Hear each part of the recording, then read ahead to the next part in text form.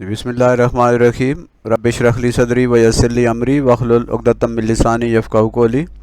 अस्सलाम वालेकुम। हम मुतालिया पाकिस्तान में आईन पाकिस्तान 1973 का मुतालिया करने वाले हैं। मैं हूं डॉक्टर मोहम्मद नसीर कियानी और ये है institute of productive research and development और इसका यूट्यूब चैनल है तालीम मंज़िल। आईन पाकिस्तान 1973 आइन वो ज़ाब्ता और वो कानून होता है जिसके तहत मुल्क का निज़ाम चलाया जाता है, जिसके तहत मुल्क के इदारे चलते हैं। तो पाकिस्तान में 3 आइन नाफिज हुए। पहला आइन 1956, दूसरा 1962 और तीसरा आइन 1973। तो आज हम 1973 के आइन का जायज़ा ले रहे हैं। आज हम 1973 के आइन की खुसूसियात का मुतालिया कर रहे हैं। ये आइन आज भी पाकिस्तान में नाफिज है।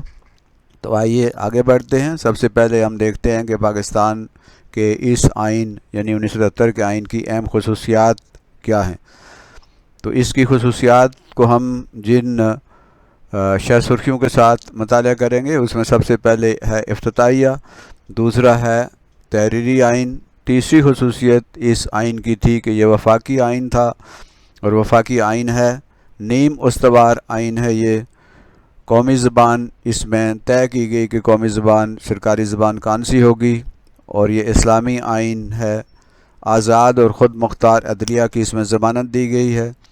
पार्लिमानी आइन है और इसमें आइन की बालादस्ती को माना गया है।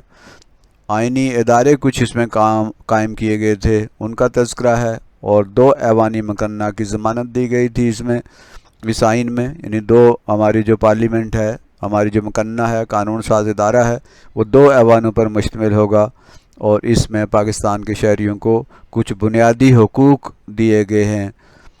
तो आज हम इन खुसूसियात का मुतालिया करते हैं। 1973 का आइन जो आज भी हमारे मुल्क में नाफिज है। हमें मालूम होना चाहिए कि पाकिस्तान के शहरियों की हैसियत से हमारे कौन से बुनियादी हुकूक हैं, हमारे आइन में क्या कुछ दर्ज है। हमें अक्सर ये मालूम ही नहीं होता कि आइन क्या होता है और हमारे मुल्क का आइन कौन सा है। पार्लिमानी निज़ाम और वफाकी निज़ाम, हमें सदारती निज़ाम, इनके फ़र्क का नहीं पता।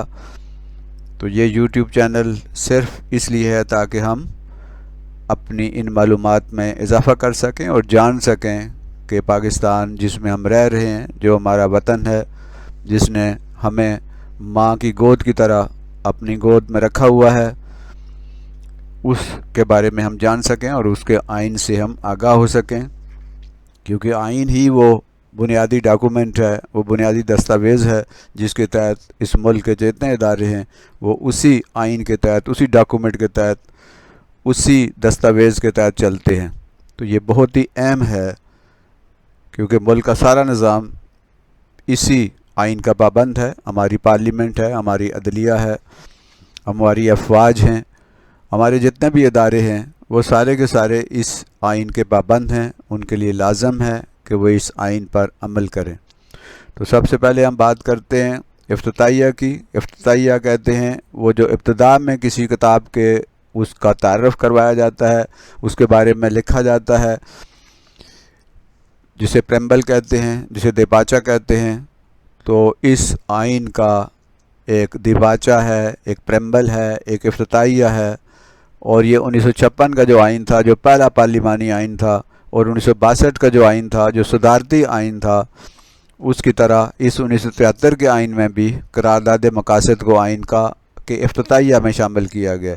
करारदाद मकासद एक ऐसी करारदाद है जो 1951 में ये मंजूर हुई थी और जिसके तहत ये करार दिया गया था कि इस मुल्क में कुरान और सुन्नत के ख़िलाफ़, अल्लाह और रसूल के ख़िलाफ़ कोई कानून नहीं बनाया जा सकेगा। तो ये 1951 की जो करारदाद मकासद है उसके वो इसकी इब्तिदा में शामिल है, इसके इफ्तिताहिया में शामिल है। तो करारदाद मकासद में क्या था? यूँ तो बहुत सारी चीज़ें हैं, हम अलग से इसका जायज़ा लेंगे। सबसे पहली बात यह है कि हकमियत सिर्फ़ अल्लाह की है। तो इस आइन में ये तस्लीम किया गया कि पाकिस्तान जो रियासत है उसमें हकमियत आला वो अल्लाह की है। یعنی کوئی ایسا حکم نہیں دیا جا سکتا، کوئی ایسا قانون نہیں بنایا جا سکتا، کوئی ایسی دفعہ آئین میں شامل نہیں کی جا سکتی جس میں اللہ کی حاکمیت کو چیلنج کیا گیا ہو، جس میں اللہ کی حاکمیت سے بغاوت کی گئی ہو۔ عوام کے منتخب نمائندے، وہ نمائندے جو عوام اپنی ووٹوں کے ذریعے منتخب کریں گے، وہ اپنے اختیارات کو مقدس امانت سمجھ کر قرآن و سنت کی حدود کے اندر رہتے ہوئے استعمال کریں گے۔ یعنی پاکستان میں جو نمائندے ہیں، جو صدر ہیں، وزیر اعظم ہیں، جو وزراء ہیں، جو اسمبلی کے ممبر ہیں، جو سینٹ کے ممبر ہیں، جو بھی منتخب نمائندے ہیں، ان کو جو اختیار ہیں وہ اختیار اس قرآن و سنت کی حدود کے اندر ہیں۔ وہ اپنے ان اختیارات کو کسی ایسے کام کے لیے استعمال نہیں کر سکتے جو قرآن و سنت کے خلاف ہو۔ یعنی جو حکومت کر رہے ہیں، جو حکمران ہیں، وہ اپنی حکمرانی کو، اپنی جو ذمہ داریاں ہیں، وہ قرآن و سنت کے اندر رہتے ہوئے، اللہ اور اللہ کے رسول کی اطاعت میں رہتے ہوئے وہ یہ کام کر سکیں گے، اور کوئی ایسا قانون، کوئی ایسا ضابطہ، کوئی ایسا فیصلہ نہیں کریں گے جو اللہ اور اللہ کے رسول کے فیصلوں کے خلاف ہو، ان کے حکموں کے خلاف ہو۔ یہ ایک بہت اہم بنیاد ہے، اور آج بھی ہمارے حکمران، سارے کے سارے نمائندے، تمام لوگ جو ہیں وہ اس کے پابند ہیں۔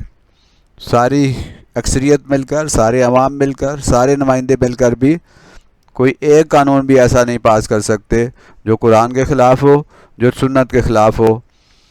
کوئی ایسا قانون نہیں بنایا جائے گا جو قرآن و سنت کے خلاف ہو۔ یعنی سودی نظام کو جائز کرنا، اگر ساری اسمبلی بھی مل کر اس کو جائز قرار دیتی ہے تو یہ نہیں کیا جا سکتا، کیونکہ اللہ نے اس سے منع کیا۔ اسی طرح کا ساری اسمبلی مل کر اور ساری حکومتیں مل کر شراب کو جائز قرار دے دیں تو ایسا نہیں کیا جا سکتا۔ یہ آئین کے تحت یہ آئین کی خلاف ورزی ہوگی، کیونکہ اللہ اور اللہ کے رسول نے شراب کو حرام قرار دیا ہے۔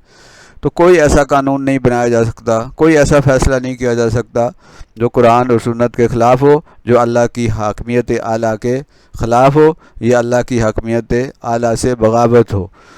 تو یہ قرارداد مقاصد وہ بنیاد ہے جس کے تحت کوئی بھی اسمبلی، کوئی بھی سینٹ، کوئی پارلیمنٹ اس شک کی، اس افتتاحیہ کی خلاف ورزی نہیں کر سکتی، اور پورے آئین کے اندر کوئی ایک لفظ بھی ایسا نہیں لکھا جا سکتا، اور کوئی ایک فیصلہ بھی ایسا نہیں کیا جا سکتا جو قرآن و سنت کے خلاف ہو، جو اللہ اور اللہ کے رسول سے بغاوت پر مبنی ہو۔ دوسری خصوصیت اس آئین کی تھی کہ یہ آئین تحریری تھا۔ تحریری کا مطلب لکھا ہوا۔ دنیا کے اکثر ممالک کے جو آئین ہیں وہ تحریری ہیں، ماسوائے برطانیہ کے آئین کے وہ غیر تحریری آئین ہے۔ تو تحریری آئین جو ہوتا ہے وہ زیادہ بہتر ہوتا ہے، کہ اس میں لکھی ہوئی چیزیں ہوتی ہیں اور اس کے اندر ایک ایک چیز جو ہے واضح ہوتی ہے۔ 1956 کا آئین بھی تحریری تھا اور 1962 کا آئین بھی تحریری تھا۔ تو اسی طرح یہ 1973 کا آئین بھی تحریری تھا، یعنی لکھا ہوا تھا، کتابی شکل میں موجود تھا۔ اور یہ آئین جو تھا اس میں 6 حصے تھے، یعنی 6 حصوں پر مشتمل تھا، 6 پارٹس پر مشتمل تھا، 6 پورشن تھے اس کے۔ اور دوسرا اس کے اندر جو دفعات تھی، اس کے اندر جو شقیں تھیں وہ 280 تھی۔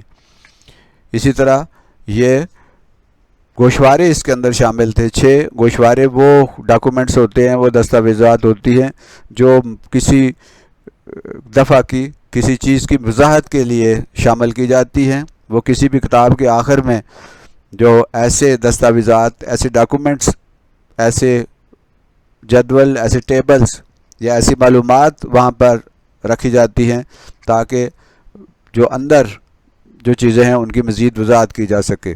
تو اس کے اندر 6 گوشوارے تھے جو اس کا حصہ ہیں، یعنی یہ آئین 1973 کا آئین جو ہے وہ 6 حصوں پر مشتمل تھا، اس کی دفعات 280 تھیں، اور اس کے اندر اس کے ساتھ جو ہیں 6 گوشوارے جو ہیں وہ بھی اس کا۔ تیسری خصوصیت، یہ ایک وفاقی آئین تھا۔ پاکستان چونکہ ایک وفاق ہے جس میں مختلف صوبے اور اس سے ملحقہ علاقے شامل ہیں، تو 1973 کے آئین کے تحت پاکستان کو ایک وفاق قرار دیا گیا۔ وفاق ایک ایسے ملک کو کہتے ہیں جس میں مختلف اکائیاں ہوتی ہیں، مختلف حصے ہوتے ہیں، اور وہ حصے ایک مرکزی حکومت کے تحت آپس میں جڑے ہوتے ہیں۔ تو پاکستان ایک وفاق ہے، اسی طرح سے امریکہ ہے وہ ایک وفاق ہے، ہندوستان، انڈیا جو ہے وہ ایک وفاق ہے۔ تو وفاق ایک ایسے ملک کو کہتے ہیں کہ جس میں مختلف اکائیاں ہوتی ہیں، مختلف یونٹس ہوتے ہیں اور ان کی اپنی اپنی حکومتیں ہوتی ہیں، لیکن وہ مرکز کے ساتھ جڑی ہوتی ہیں، وہ مرکز کے ماتحت ہوتی ہیں۔ تو پاکستان چونکہ 4 صوبوں اور اس کے ساتھ جو مختلف علاقے ہیں ان کا ایک وفاق تھا، اس لیے اس کا آئین وفاقی آئین تھا۔ اس وفاق میں پاکستان کا جو وفاق ہے اس میں شامل ہیں 4 صوبے، وفاق کے زیر انتظام قبائلی علاقے جنہیں ہم فاٹا کہتے ہیں، فیڈرلی ایڈمنسٹریٹو ٹرائبل ایریاز، اور صوبوں سے ملحقہ کچھ قبائلی علاقے ہیں جو صوبوں کے ساتھ جڑے ہوئے ہیں، اور اسی طرح وفاقی دارالحکومت اسلام آباد اور اس سے ملحقہ علاقے جو ہیں۔ جو اسلام آباد ہے وہ کسی صوبے میں شامل نہیں ہے، یہ ایک الگ حصہ ہے، اور اس کے ساتھ جو ملحقہ علاقے ہیں وہ بھی ایک حصہ ہے پاکستان کا، وفاق میں شامل ہے۔ تو یہ ان کے بارے میں ہم وفاق پاکستان میں کیا چیز شامل ہے، اس میں کشمیر کی جو ریاست ہے وہ پاکستان کے وفاق کے ساتھ اس کا الحاق ہے، پاکستان کے ساتھ وہ شامل ہے، اگرچہ کہ ان کی اپنی حکومت ہے، ان کا اپنا صدر ہے، ان کا اپنا وزیر اعظم ہے، تو یہ وفاق کے ساتھ یہ جڑا ہوا یہ علاقہ ہے کشمیر، جو پاکستان کا حصہ ہے۔ دوسرا جو ہے وہ فانا، جسے ہم آج کل کہتے ہیں گلگت بلتستان کا جو علاقہ ہے، فانا فیڈرلی ایڈمنسٹریٹو ناردرن ایریا، یہ گلگت بلتستان جو ہے وہ یہ بھی پاکستان کے وفاق میں شامل ہے۔ پھر شمال مغربی سرحدی صوبہ، یہ اس وقت اس کا نام شمال مغربی سرحدی صوبہ تھا، جسے ہم کہتے تھے شمال مغربی سرحدی صوبہ NWFP، اور اس کے ساتھ فاٹا سے مراد یہ ہے کہ یہ فیڈرلی ایڈمنسٹریٹو ٹرائبل ایریا ہے۔ یہ ٹرائبل ایریا تھا تو صوبہ سرحد کے ساتھ یا KP کے ساتھ، لیکن یہ فیڈرلی ایڈمنسٹریٹو تھا، یعنی اسے وفاق کے تحت کنٹرول کیا جاتا تھا۔ اور اس کے بعد صوبہ پنجاب، صوبہ بلوچستان، صوبہ سندھ، تو یہ ہے وفاق پاکستان، جس میں کشمیر کی ریاست جو ہے اس کا الحاق شدہ ہے پاکستان کے ساتھ۔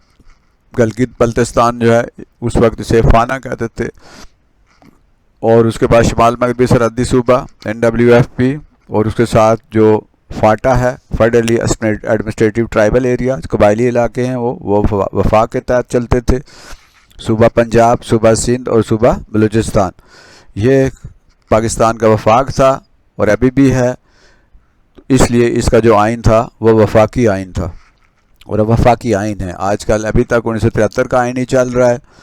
چوتھی خصوصیت جو اس آئین کی تھی کہ یہ آئین نیم استوار تھا۔ استوار کہتے ہیں ایک ایسا آئین جو استوار ہوتا ہے، جو مسلسل ہوتا ہے، جس کے اندر تبدیلی نہیں کی جا سکتی، ہمیشہ یکساں رہتا ہے۔ تو یہ نیم استوار یہ آئین تھا، یعنی اس میں بہت زیادہ سختی نہیں تھی، اس میں تبدیلی کی جا سکتی تھی، اس میں ترمیم کی جا سکتی تھی، اس لیے اس کو نیم استوار کہتے ہیں۔ تو 1973 کا آئین نیم کا مطلب ہوتا ہے آدھا، نیم استوار یعنی بہت زیادہ اس کے اندر سختی نہیں تھی۔ اس میں اگر تبدیلی کرنا چاہتے، اگر ترمیم کرنا چاہتے ہیں تو 1973 کے آئین میں قومی اسمبلی اور سینٹ کی 2/3 اکثریت آئین میں ترمیم کرنے کی مجاز تھی، یعنی اسے اجازت تھی۔ اگر قومی اسمبلی میں اور سینٹ میں 2/3 اکثریت، 2/3 کا مطلب 2/3 کا مطلب ہے اگر 100 ہیں تو اس میں سے 66% جو ہے 2/3 اکثریت یہ فیصلہ کر سکتی تھی، آئین میں ترمیم کر سکتی تھی۔ تو یہ اس لحاظ سے یہ ایک نیم استوار آئین تھا۔ پانچویں خصوصیت اس کے اندر یہ تھی کہ یہ قومی زبان، اس میں یہ طے کیا گیا تھا کہ ملک کی جو قومی زبان ہے وہ اردو ہوگی۔ 1973 کے آئین میں یہ فیصلہ کیا گیا تھا کہ پاکستان کی قومی زبان کیا ہوگی؟ اردو ہوگی۔ اور یہ بھی طے کیا گیا تھا کہ چونکہ اس وقت اردو کا کوئی انتظام نہیں تھا، بہت سارے مسائل تھے، تو یہ فیصلہ کیا گیا کہ 1973 کے آئین میں یہ طے کیا گیا کہ 15 سال کے عرصے میں اردو کو سرکاری زبان کی حیثیت سے رائج کرنے کے انتظام کیے جائیں گے۔ یعنی 1973 کے آئین میں یہ لکھ دیا گیا تھا اور یہ فیصلہ ہو گیا تھا کہ 15 سال کے بعد، 15 سال کے اندر ہم اردو کو سرکاری زبان بنانے کے انتظامات کریں گے، اور تاکہ سرکاری زبان جو ہے وہ اردو ہو سکے۔ لیکن افسوس کا مقام ہے کہ آج تک یہ 15 سال ابھی پورے نہیں ہوئے، تو آپ دیکھ لیں 73 سے لے کے یہ 22 ہے 2022، تو آج تک جو ہے اردو کو سرکاری زبان کی حیثیت حاصل نہیں ہوئی، یعنی اس فیصلے پر عمل نہیں ہوا اور آئین کی مسلسل خلاف ورزی ہو رہی ہے۔ 1973 کے آئین میں یہ طے کیا گیا تھا کہ جب تک اردو کے نفاذ کے انتظامات نہیں ہوتے انگریزی کو ہی سرکاری زبان کے طور پر استعمال کیا جائے گا۔ یعنی 1973 کے آئین میں یہ کہا گیا کہ چلیں ابھی تو چونکہ انتظامات نہیں ہیں اردو کے، لہذا 15 سال کا جو عرصہ دیا جاتا ہے اور 15 سال تک ہم انگریزی ہی استعمال کریں گے، اس کے بعد اردو جو ہے اس کو نافذ کرنا لازمی ہوگا۔ لیکن ہم دیکھتے ہیں کہ آج تک یہ انتظامات نہیں ہو سکے اور آج بھی ہماری سرکاری زبان جو ہے وہ انگریزی ہی ہے۔ ہماری خط و کتابت، ہمارے فیصلے، ہمارے جتنے بھی سرکاری امور ہیں وہ سارے کے سارے انگریزی میں ہوتے ہیں، اور ہمارے ملک کی آگے نہ بننے اور ترقی نہ کرنے کی ایک بہت بڑی وجہ یہ انگریزی بھی ہے، کیونکہ ہمارا بہت سارا ٹیلنٹ جو ہے محض اس وجہ سے ضائع ہو جاتا ہے کہ وہ انگریزی نہیں بول سکتے، یا انہیں انگریزی نہیں آتی، یا وہ انگریزی میں اتنی مہارت حاصل نہیں کر سکتے۔ تو 1973 کے آئین کی یہ مسلسل خلاف ورزی ہے کہ قومی زبان جس کو کہا گیا تھا کہ 15 سال کے اندر ہم انتظام کریں گے، لیکن آج تک یہ انتظامات نہیں ہو سکے۔ اس آئین کی چھٹی خصوصیت تھی کہ یہ اسلامی آئین تھا، کیونکہ پہلے بھی ہم نے بات کی ہے کہ جو قرارداد مقاصد ہے وہ اس آئین کا دیباچہ تھا، وہ بھی ضمانت دیتی ہے کہ یہ آئین جو ہے یہ اسلامی ہوگا اور کوئی چیز قرآن و سنت کے خلاف نہ تو منظور کی جائے گی اور نہ ہی لاگو اور نافذ کی جائے گی۔ تو 1973 کے آئین میں پاکستان کا سرکاری مذہب قرار دیا گیا کسے؟ اسلام کو، کہ اسلام جو ہے وہ اس کا سرکاری مذہب ہوگا، یعنی آفیشیل جو ریلیجن ہے، سرکاری مذہب ہے، وہ کیا ہوگا؟ وہ اسلام ہوگا۔ چونکہ یہاں 98% پاکستان میں مسلمان ہیں، تو اس لیے یہاں کا سرکاری مذہب جو ہوگا وہ کیا ہوگا؟ وہ اسلام ہوگا۔ ہمارا آفیشیل جو ریلیجن ہے، سرکاری مذہب ہے، وہ اسلام ہے۔ تو اس آئین میں یہ فیصلہ کیا گیا تھا۔ 1973 کے آئین کے تحت صدر اور وزیر اعظم کا مسلمان ہونا لازمی ہے۔ یہ طے ہوا تھا 1973 کے آئین میں کہ پاکستان کا جو صدر ہے وہ بھی مسلمان ہوگا، کوئی غیر مسلم پاکستان کا صدر نہیں بن سکتا، اور نہ ہی پاکستان کا وزیر اعظم جو ہے کوئی غیر مسلم بن سکتا ہے۔ تو صدر کا بھی اور وزیر اعظم کا بھی مسلمان ہونا لازمی ہے۔ 1973 کے آئین کے تحت پاکستان کا مکمل نام اسلامی جمہوریہ پاکستان ہے، یعنی پاکستان کا جو سرکاری نام ہے وہ ہے اسلامی جمہوریہ پاکستان۔ یعنی اس میں جو ہمارا سرکاری نام ہے پاکستان کا، 1973 کے آئین میں یہ طے کیا گیا تھا کہ پاکستان کا جو سرکاری نام ہوگا وہ اسلامی جمہوریہ پاکستان ہوگا، اسلامک ریپبلک آف پاکستان۔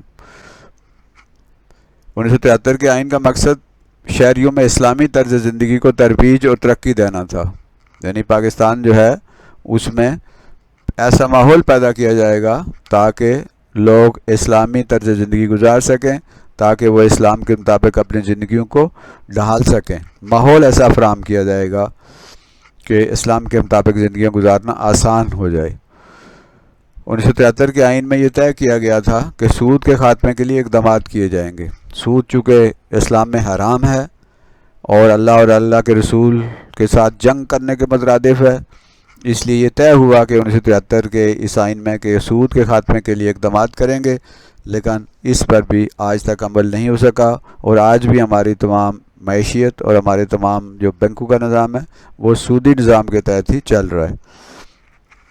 1973 کے آئین میں یہ طے کیا گیا تھا کہ ریاست زکوٰۃ اور اوقاف کو منظم کرے گی۔ زکوٰۃ جو صاحب نصاب لوگ ہیں جن کے پاس اتنا پیسہ ہوتا ہے، سال میں بچت ہوتی ہے اور 2.5% اس پر زکوٰۃ دینا لازمی ہے، تو اس میں یہ طے ہوا تھا کہ ریاست جو ہے وہ زکوٰۃ کا انتظام بھی کرے گی اور اوقاف کا بھی۔ اوقاف سے مراد یہ ہے کہ وہ زمینیں جو غیر مسلم یہاں سے چھوڑ کے چلے گئے تھے، اور وہ زمینیں جو ہیں وہ اس کے لیے اوقاف کا ایک محکمہ بنایا گیا تھا تو اسی طرح کے دیگر جو اس طرح کے جگہ ہیں یا علاقے ہیں یا عمارتیں ہیں جو اوقاف کے پاس ہیں، تو ان کا انتظام اوقاف کا محکمہ جو ہے وہ کرے گا، سرکار کرے گی. اور وقف کی جمع اوقاف ہے، تو کچھ زمینیں، کچھ عمارتیں جو وقف ہیں ان کا انتظام جو ہے وہ ریاست کے ذمہ ہوگا. اس پر بھی کافی حد تک عمل ہوا، لیکن بہت سارے علاقے آج بھی، بہت ساری جگہیں ایسی ہیں جو لوگوں کے قبضے میں ہیں، اور وہ اوقاف کی جگہ ہیں، وقف کی جگہ ہیں، وہ سرکاری جگہ ہیں، لیکن لوگوں نے ان پر اپنا ذاتی قبضہ جو ہے جمایا ہوا ہے. تو 1973 کے آئین میں یہ ضمانت دی گئی تھی کہ اوقاف کا بھی اور زکوٰۃ کا بھی انتظام جو ہے وہ حکومت کرے گی. 7ویں خصوصیت اس آئین کے تحت اس آئین کی یہ تھی کہ عدلیہ جو ہے وہ آزاد اور خود مختار ہوگی. جو عدلیہ ہے، جو جوڈیشری ہے، جو فیصلے کرتی ہے، وہ آزاد اور مختار ہوگی، اس پر کسی قسم کا کوئی دباؤ نہیں ڈالا جائے گا. 1973 کے آئین میں یہ ضمانت دی گئی کہ پاکستان کی عدلیہ مکمل طور پر آزاد اور خود مختار ہوگی، یعنی یہ سرکار کے ماتحت نہیں ہوگی. ججوں کو، عدالتوں کو یہ حق حاصل ہوگا کہ وہ قانون اور آئین کے تحت فیصلے کریں، اور وہ کسی بھی بڑے سے بڑے عہدیدار کے خلاف بھی وہ فیصلہ کر سکتی ہیں. ان پر کسی قسم کا کوئی دباؤ نہیں ہوگا، کسی قسم کی ان پر پابندی نہیں ہوگی، اور اس کے بارے میں انہیں کسی قسم کے دباؤ یا پریشانی کا شکار نہیں ہونا پڑے گا. 1973 کے آئین میں ججوں کو ملازمت کا تحفظ دیا گیا، یعنی جو جج ہیں ان کو ملازمت سے نہیں نکالا جا سکتا. پہلے تو یہ ہوتا تھا کہ جو بھی جج حکومت کے کسی اعلیٰ عہدیدار کے خلاف فیصلہ کرتا تھا تو اسے ملازمت سے ہاتھ دھونا پڑتا تھا، لیکن 1973 کے آئین میں ججوں کو ملازمت کا تحفظ دیا گیا کہ وہ کوئی بھی فیصلہ کریں، چاہے وہ حکومت کے خلاف ہی کیوں نہ ہو، انہیں ملازمت سے نہیں نکالا جا سکتا. 1973 کے آئین میں ججوں کے لیے ججوں کو معقول معاوضے دینے کا بھی فیصلہ کیا گیا کہ جو جج ہیں ان کو معقول معاوضے دیے جائیں گے، ان کو معقول تنخواہ دی جائے گی، تاکہ وہ کسی قسم کی دیگر آمدنی پر انحصار نہ کریں اور آزادی سے جو ہے وہ فیصلے کر سکیں. 1973 کے آئین میں عدلیہ کو انتظامیہ سے الگ کر دیا گیا. اس سے پہلے 1973 کے آئین سے پہلے عدلیہ اور انتظامیہ کے بعض عہدیدار ایک ہی ہوتے تھے، یعنی جو جج ہے اس کے پاس انتظامی عہدہ بھی ہوتا تھا، اور جج جو ہے وہ عدلیہ کا عہدہ بھی اس کے پاس ہوتا تھا. تو اس کو انتظامیہ کو اور عدلیہ کو 1973 کے آئین میں الگ کر دیا گیا تاکہ وہ اپنے اپنے دائروں میں اپنے اپنے اختیارات کے تحت کام کر سکیں اور عدلیہ کے کام میں کسی قسم کی کوئی مداخلت نہ ہو. 1973 کے آئین میں ججوں کو مکمل اختیارات دیے گئے تاکہ وہ بغیر خوف اور دباؤ کے فیصلے کر سکیں. تو جج جو ہیں، جو جوڈیشری ہے، جو عدلیہ ہے، اس کو مکمل اختیارات دیے گئے تاکہ وہ بغیر کسی خوف کے اور بغیر کسی دباؤ کے وہ فیصلے کریں اور کسی قسم کے دباؤ کا شکار نہ ہوں. تو عدلیہ جو ہے اس کو آزادی اور خود مختاری دی گئی. یہ ایک بہت بڑا اقدام تھا جس میں عدلیہ جو ہے وہ آزاد ہو گئی اور وہ اپنی مرضی کے فیصلے آئین اور قانون کے تحت کر سکتی تھی. 8ویں خصوصیت اس آئین کی یہ تھی کہ یہ پارلیمانی آئین تھا. پارلیمانی آئین سے مراد یہ پارلیمنٹ پر ہماری جو مقننہ ہے وہ پارلیمنٹ کہلاتی ہے، اور پارلیمنٹ کے 2 حصے ہیں. تو 1973 کا آئین پارلیمانی تھا، یعنی اس میں پارلیمنٹ کا فیصلہ ہوا تھا کہ پارلیمنٹ ہوگی جس میں صدر جو ہوگا وہ ریاست کا سربراہ ہوگا اور ملک کا جو انتظامیہ کا سربراہ ہوگا وہ وزیر اعظم ہوگا. 1973 کے آئین کے تحت پارلیمنٹ 2 ایوانوں پر مشتمل ہوگی، یعنی قومی اسمبلی اور سینٹ. پارلیمنٹ کے 2 حصے ہیں، ایک قومی اسمبلی ہے جسے نیشنل اسمبلی کہتے ہیں، اور دوسرا سینٹ ہے. سینٹ جو ہے وہ ایوان بالا بھی کہلاتا ہے. تو فیصلہ یہ ہوا اس آئین میں کہ ہمارا ملک جو ہے وہ پارلیمانی نظام تھا. اس سے پہلے 1962 کا جو آئین تھا وہ صدارتی نظام تھا، یعنی تمام اختیارات جو ہیں صدر کے پاس تھے، وزیر اعظم نہیں تھا. لیکن 1973 کے آئین کے تحت صدر اور وزیر اعظم جو ہے وہ 2 الگ الگ حیثیتوں کے مالک تھے. صدر کے پاس اختیارات نہیں تھے، وہ صرف ایک ریاست کے وفاق کی ایک علامت تھا. اور جو پارلیمنٹ ہے وہ 2 ایوانوں پر مشتمل ہوگی، یعنی قومی اسمبلی میں سے قومی اسمبلی اور سینٹ. اور پھر یہ فیصلہ ہوا کہ 1973 کے آئین کے تحت ملک کا سربراہ جو ہے وہ صدر ہوگا. یعنی ملک کا سربراہ، ریاست کا سربراہ جو ہے وہ صدر ہوگا، اور 1973 کے آئین کے تحت حکومت کا سربراہ جو ہوگا، انتظامیہ کا سربراہ، وہ وزیر اعظم ہوگا، پرائم منسٹر ہوگا. یعنی انتظامی امور جو ہیں وزیر اعظم کے پاس ہیں. جو صدر ہے وہ ملک کا سربراہ ہے، اور وہ علامتی سربراہ ہوتا ہے، وہ وفاق کے اتحاد کی علامت ہوتا ہے. تمام فیصلے اس کے نام پر کیے جاتے ہیں، لیکن فیصلے کرنے کا اختیار جو ہے وہ وزیر اعظم کے پاس ہوتا ہے. اور وزیر اعظم جو ہے وہ کا انتخاب قومی اسمبلی سے ہوتا ہے. 1973 کے آئین کے تحت صدر کا انتخاب قومی اسمبلی، سینٹ اور صوبائی اسمبلیوں کے ارکان کرتے ہیں.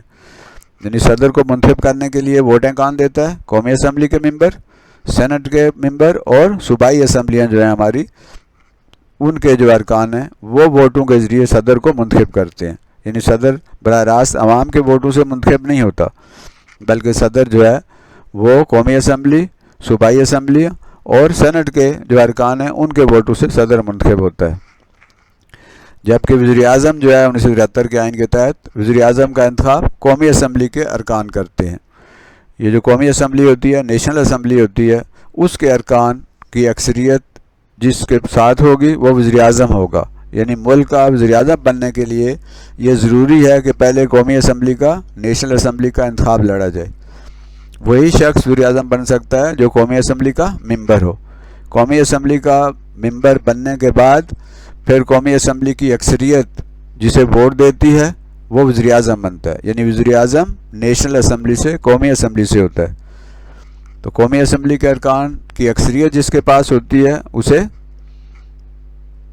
وہ وزیر اعظم بن جاتا ہے. اس کی پارٹی جو ہے وہ اپنا نمائندہ، اپنا جو سربراہ ہے اس کو پارلیمانی سربراہ منتخب کرتی ہے، اور پھر وہ قومی اسمبلی کے جو ممبر ہیں وہ اسے ووٹ دے کر وزیر اعظم بناتے ہیں.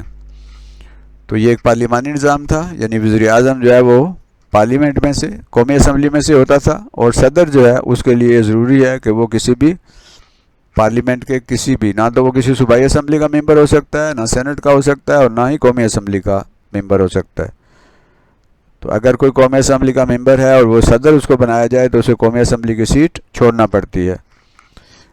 تو وزیر اعظم قومی اسمبلی سے ہوتا ہے، جبکہ صدر کا انتخاب قومی اسمبلی، سینٹ اور صوبائی اسمبلیوں کے ووٹوں سے کیا جاتا ہے.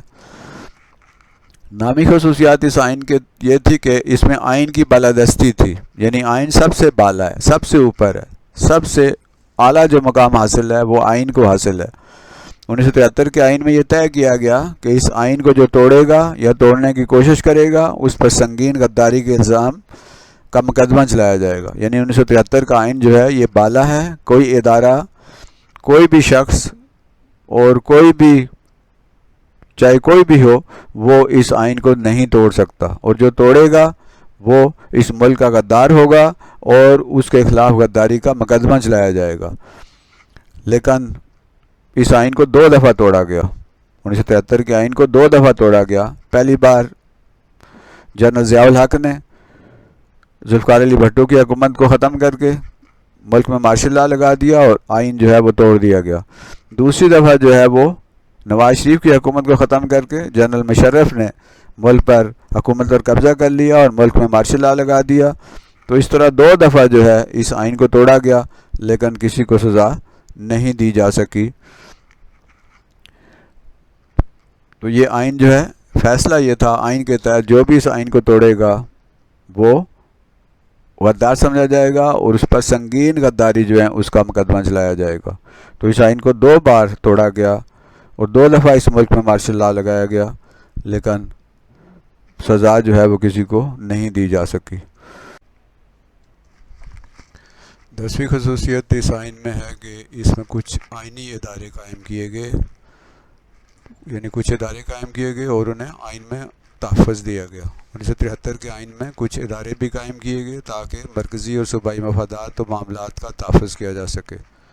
ان اداروں میں شامل ہیں مشترکہ مفادات کی کونسل، قومی اقتصادی کونسل، قومی مالیاتی کونسل اور وفاقی محتسب کا ادارہ یہ ادارے اس لیے قائم کیے جاتے ہیں تاکہ صوبوں اور مرکز کے جو اختیارات ہیں، صوبوں اور مرکز کے جو حقوق ہیں اور جو مفادات ہیں، وہ بہتر طریقے سے ان کا تحفظ کیا جا سکے، اور اگر کوئی معاملات میں کوئی اگر ایسا مسئلہ پیدا ہوتا ہے، کوئی صوبوں اور مرکز کے درمیان کوئی تنازع پیدا ہوتا ہے، کوئی اختلافات پیدا ہوتے ہیں، تو یہ جو مختلف ادارے ہیں یہ ان کا تحفظ کرتے ہیں۔ مشترکہ مفادات کی کونسل کا مطلب ہے کہ جو صوبوں کے مفادات ہیں ان کا تحفظ کیا جائے۔ قومی اقتصادی کونسل، اقتصاد کہتے ہیں معیشت کو، یعنی جو مالی معاملات ہیں وہ اگر مرکز اور صوبوں کے درمیان ان کا بہتر طریقے سے حل کیا جا سکے، بہتر طریقے سے ان کا فیصلہ کیا جا سکے۔ اور قومی مالیاتی جو کونسل ہے یہ بھی جو فائننس ہے اس کے بارے میں ہے، تاکہ صوبوں کے اور دوسری جو اکائیاں ہیں ان کو معقول مقدار میں مالیاتی سہولیات فراہم کی جا سکیں، اور جو صوبے ہیں وہ بھی مرکز کو جو مالیاتی جو فنڈ ہیں وہ بھی پرووائڈ کر سکیں۔ وفاقی مہتسب ایک ایسا ادارہ ہے جو احتساب کرتا ہے اور صوبوں اور مرکز کے درمیان کسی بھی معاملے کی صورت میں یہ وفاقی مہتسب جو ہے وہ فیصلہ کرتا ہے۔ یہ ادارے آئین کی حدود کے اندر رہتے ہوئے اپنے فرائض ادا کرتے ہیں اور ملکی اور قومی مفادات کا تحفظ کرتے ہیں۔ تو ان اداروں کو آئین کے اندر تحفظ دیا گیا ہے، آئین کے تحت انہیں قائم کیا گیا ہے، اس لیے ان کے پاس جو اختیارات ہیں وہ آئینی اختیارات ہیں، اور یہ جو فیصلے کرتے ہیں ان کو تمام صوبے اور مرکز جو ہے وہ تسلیم کرتا ہے۔ 11ویں اس کی خصوصیت تھی کہ یہ آئین دو ایوانی مقننہ کی ضمانت دیتا ہے، یعنی پاکستان کے جو مقننہ ہے، قانون ساز ادارہ ہے۔ ہمیں پتہ ہے کہ حکومت جو ہے اس کے جو شعبے ہوتے ہیں، جو حصے ہوتے ہیں وہ 3 ہوتے ہیں۔ ایک ہوتا ہے مقننہ جو قانون ساز ادارہ ہوتا ہے جس میں قومی اسمبلی اور سینٹ شامل ہیں۔ دوسری ہوتی ہے انتظامیہ جس میں وزیر اعظم اور اس کی کابینہ شامل ہے، اور تیسری ہے عدلیہ جو کہ فیصلے کرتی ہے، جو عدل کا کام کرتی ہے، جس میں سپریم کورٹ، ہائی کورٹ اور اس سے نیچے ماتحت جو عدالتیں ہیں وہ ساری شامل ہیں، انہیں عدلیہ کہتے ہیں۔ تو حکومت کے 3 حصے ہوتے ہیں، ایک ہے مقننہ، ایک ہے انتظامیہ اور ایک ہے عدلیہ۔ تو مقننہ جو ہے، جو قانون ساز ادارہ ہے، وہ اصل میں وہ سب سے بالا ہوتا ہے، وہ جو قانون بناتا ہے ادارہ جسے ہم پارلیمنٹ کہتے ہیں۔ تو اس آئین کے تحت پارلیمنٹ 2 حصوں پر مشتمل ہے۔ ایک حصہ جو ہے اسے ہم قومی اسمبلی کہتے ہیں، نیشنل اسمبلی، اور اسے ایوان زیری بھی کہتے ہیں، لوئر ہاؤس بھی کہتے ہیں۔ یہ مختلف ملکوں میں بھی اس طرح کی ایوان جو ہے وہ قائم ہیں، جیسے انڈیا ہے تو اس میں بھی قومی اسمبلی ہے جسے لوک سبھا کہتے ہیں، اور اسے ایوان زیری بھی کہتے ہیں۔ اسی طرح یہ جو قومی اسمبلی کے جو ارکان ہیں وہ آبادی کے لحاظ سے منتخب ہوتے ہیں۔ جیسے صوبہ پنجاب ہے تو اس کی آبادی سب سے زیادہ ہے، تو یہاں کے ارکان جو ہے قومی اسمبلی کے وہ بھی زیادہ ہیں۔ بلوچستان کی آبادی سب سے کم ہے تو وہاں قومی اسمبلی کے جو ارکان ہیں بلوچستان کے وہ بھی کم ہیں۔ تو قومی اسمبلی کے جو ارکان ہوتے ہیں وہ آبادی کی بنیاد پر منتخب ہوتے ہیں، اور لوگ انہیں منتخب کرتے ہیں، لوگوں کی، عوام کی ووٹوں سے یہ منتخب ہوتے ہیں، اور ان کی مدت 5 سال ہوتی ہے۔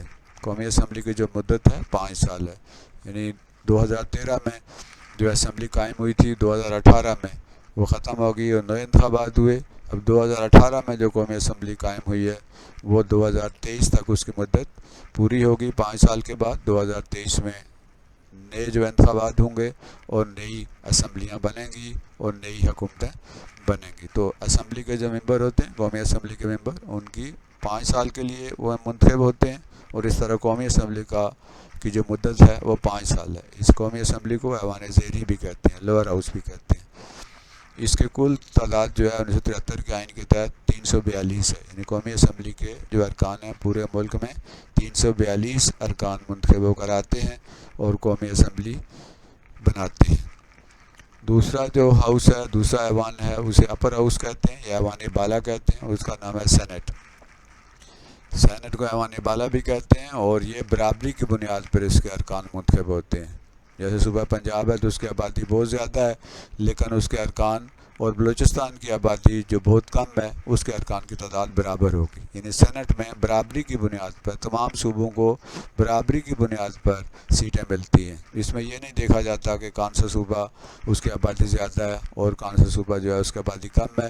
تمام صوبوں کو برابر سیٹیں اس میں دی جاتی ہیں اور اسے ایوان بالا کہتے ہیں. قومی اسمبلی جو بل پاس کرتی ہے وہ سینٹ میں جاتا ہے اور سینٹ جب اسے منظور کرتا ہے تو پھر وہ صدر کے پاس جاتا ہے منظوری کے لیے. تو یہ سینٹ اس لیے بنایا جاتا ہے تاکہ کوئی زیادہ آبادی والا صوبہ جو ہے کسی کم آبادی والے صوبے کے اختیارات استعمال نہ کر لے اور اس کے ساتھ کوئی زیادتی نہ ہو جائے.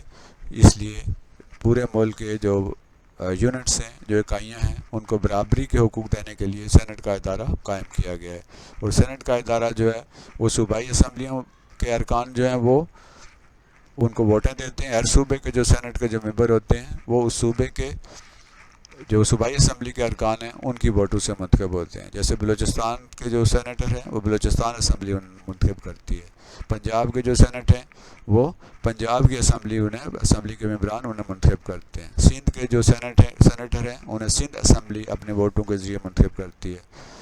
اسی طرح KPK کے جو سینیٹر ہیں ان کو KPK کی جو اسمبلی ہے وہ منتخب کرتی ہے. اسلام آباد یا وفاقی علاقہ جو ہے اس میں سے جو سینٹ ہیں ان کو منتخب کرنے کے لیے قومی اسمبلی کے ارکان ووٹ دیتے ہیں. اور یہ ہر رکن جو ہے سینٹ کا اس کی مدت 6 سال یعنی 6 سال کے لیے منتخب ہوتے ہیں اور انہیں 6 سال کی مہلت ملتی ہے سینٹ کا ممبر بننے کے لیے. سینٹ ایک مستقل ادارہ ہے، اسے توڑا نہیں جا سکتا. قومی اسمبلی ختم ہو جاتی ہے 5 سال کے بعد، لیکن سینٹ 6 سال کے بعد ختم نہیں ہوتا. آدھے ارکان ریٹائر ہو جاتے ہیں اور ان پر نئے انتخابات ہوتے ہیں اور اس طرح یہ سینٹ جو ایک مستقل ادارہ ہے. کسی بھی صورت میں سینٹ کو جو ہے وہ توڑا نہیں جا سکتا، سینٹ کو ختم نہیں کیا جا سکتا.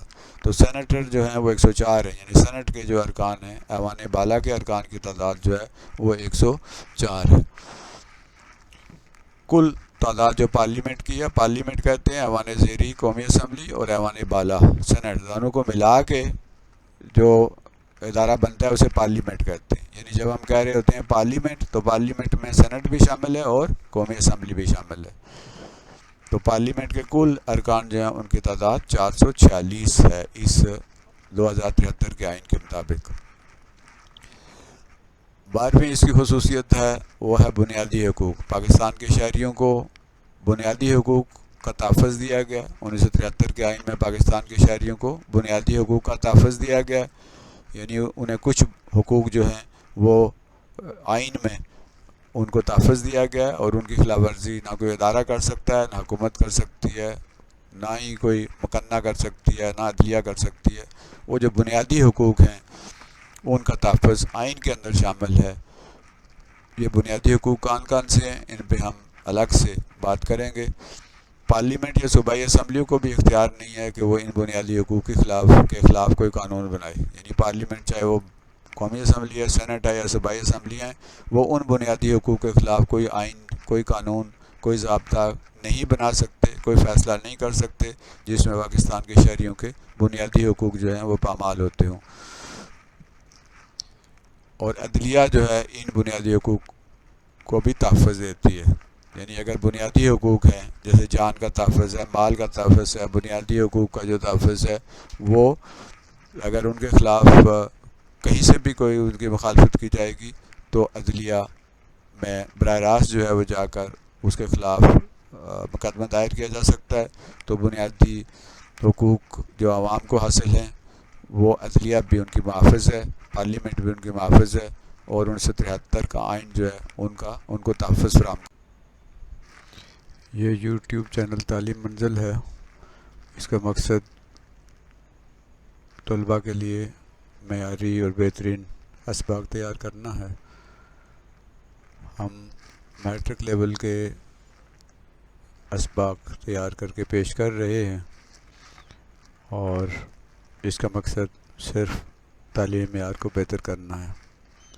تعلیم منزل دا گریٹ ایجوکیشنل چینل، اسے سبسکرائب بھی کیجئے، لائک بھی کیجئے اور اسے دوسروں کے ساتھ شیئر بھی کیجئے تاکہ یہ سبق زیادہ سے زیادہ لوگوں تک پہنچ سکیں. آئیے اب ہم جائزہ لیتے ہیں جو آج ہم نے سیکھا اس کا.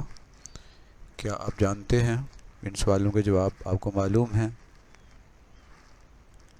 1973 کے آئین کے تحت قومی اسمبلی کی نشستوں کی تعداد کتنی تھی؟ یعنی 1973 کے آئین میں قومی اسمبلی کے ارکان کی تعداد کتنی مقرر کی گئی تھی؟ جی سوچ لیا آپ نے. 1973 کے آئین کے مطابق سینٹ کی جو نشستیں ان کی تعداد کتنی تھی؟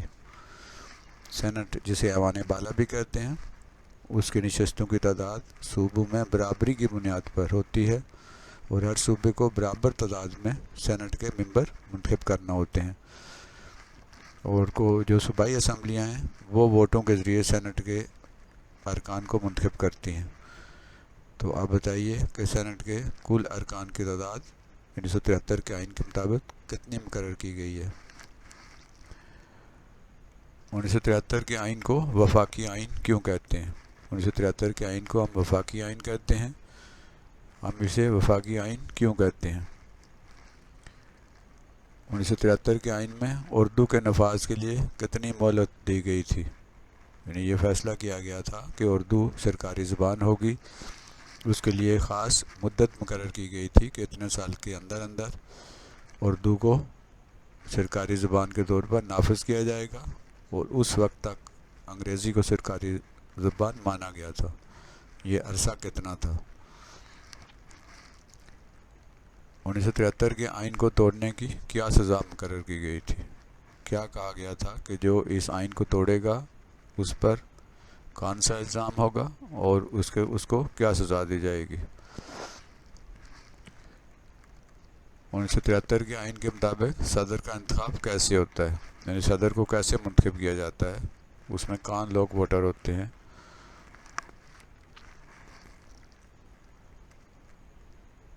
1973 کے آئین کے مطابق وزیر اعظم کا انتخاب کیسے ہوتا ہے؟ یعنی پرائم منسٹر کیسے منتخب کیا جاتا ہے؟ اور 1973 کے آئین کے مطابق پارلیمنٹ سے کیا مراد ہے؟ یعنی پارلیمنٹ کسے کہتے ہیں؟ 1973 کے آئین کو نیم استوار آئین کیوں کہتے ہیں؟ یہ آئین 1973 کا آئین نیم استوار آئین ہے. اسے کیوں کہتے ہیں نیم استوار، اور نیم استوار کا مطلب کیا ہے؟ 1973 کے آئین میں پاکستان کا سرکاری نام کیا رکھا گیا؟ پاکستان کا جو آفیشیل نیم ہے، سرکاری نام ہے، وہ کیا ہے؟ 1973 کے آئین میں سود کے بارے میں کیا فیصلہ کیا گیا تھا؟ اور 1973 کے آئین کے مطابق سینٹ کے ارکان کتنے عرصے کے لیے منتخب ہوتے ہیں؟ قومی اسمبلی کے ارکان کی جو عرصہ ہوتا ہے وہ تو 5 سال ہوتا ہے. سینٹ کے ارکان کتنے عرصے کے لیے منتخب ہوتے ہیں؟ تو یہ ہیں آج کے سوال جن پر ہم نے غور کرنا ہے.